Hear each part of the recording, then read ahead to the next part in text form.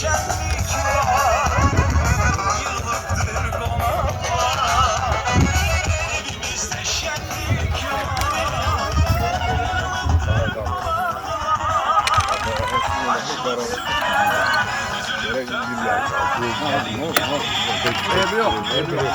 da bir tarih deyip bugün de varmış alnımızda.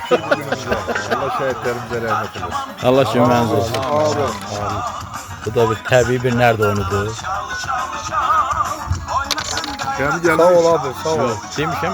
Cürasını oğlu. Herkes Hüseynov geldi. Armudun yerine bir armud yaparsın. Salam.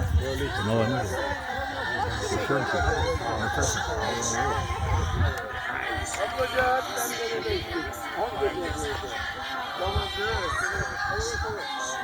Koy kardeş hoş geldin. Hoş geldin.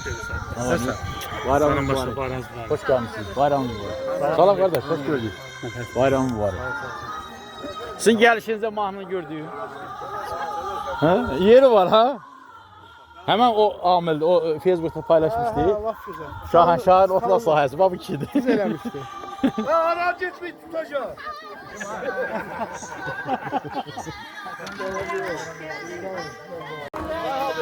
Ha.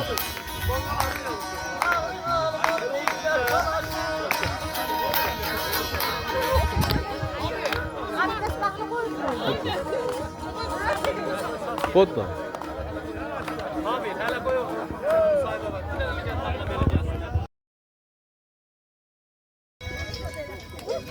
Maşallah dəstə böyüyür.